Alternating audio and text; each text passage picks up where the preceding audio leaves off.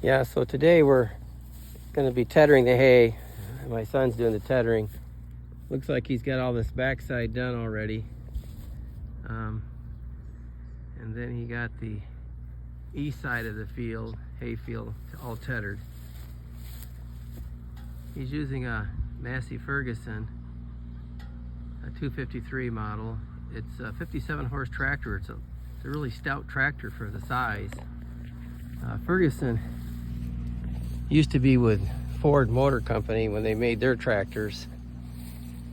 Ferguson and Ford teamed up on the, I think the 2N, 9N, 8N, I believe.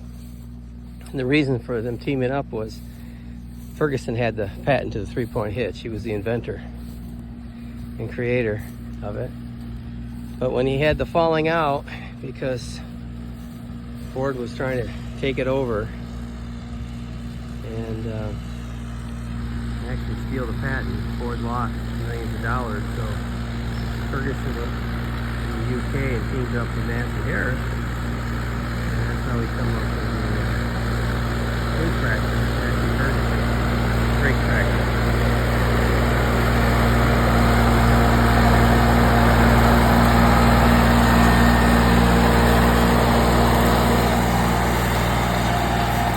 So you can see the similarities of that in a Ford 8N or Jubilee or NAA Ford. But the Massey-Ferguson by far was a much better tractor, much better built. It's got that Perkins diesel in it. Hard to beat. So today it's only 92 degrees, but it's going to be going up to 96. After we get done teddering today, we'll let the hay lay for another day in the hot sun Tuesday to dry, because I got Johnson grass in here. That's really heavy stuff. You don't like to see it overtake your hay field.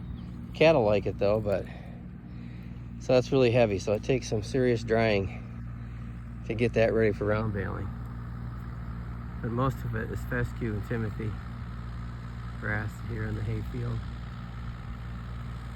Yeah, good job. Nice thing about round baling is that you can do everything from the tractor seat. There's no manual labor involved other than driving the tractor itself. So, one thing I wish I had done is gotten a larger tedder and a better one. The quality of this one isn't great, and so I'm going to get a new one, a Pickway. They call a 4-basket tedder. So it'll have, instead of just 2 circular spinners on there, it'll have 4. And I'll be able to do twice as much hay. So I think it's about 16 feet wide altogether. I'm thinking that's right, yeah. I think this is about 8, so it's closer to 16. Maybe it's 14 feet wide. But nevertheless, it'll be faster to get the hay tethered in the future once I get that. So I hope to have that for our next cutting, about the 1st of September. Yeah.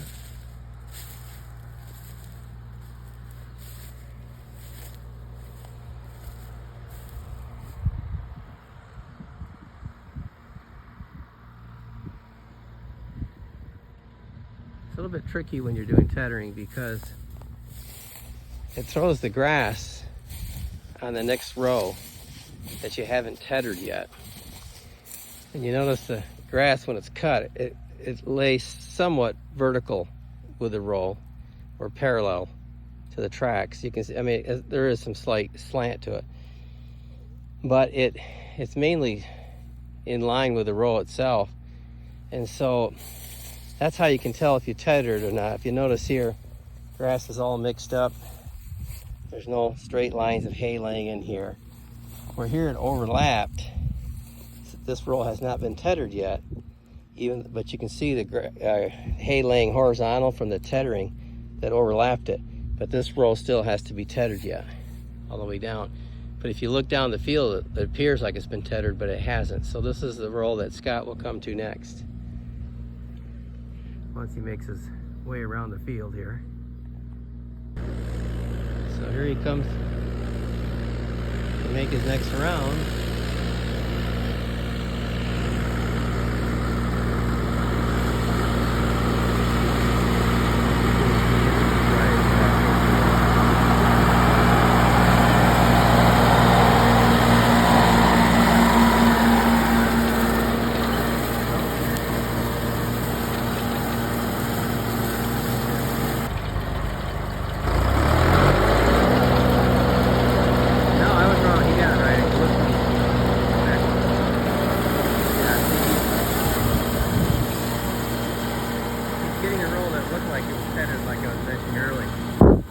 First I thought he missed it, but I had to get closer to see that he got it right. I was wrong. He did a good job.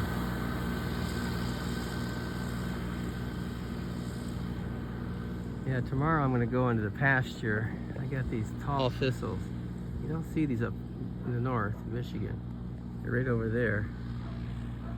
I'm going to chop those down with a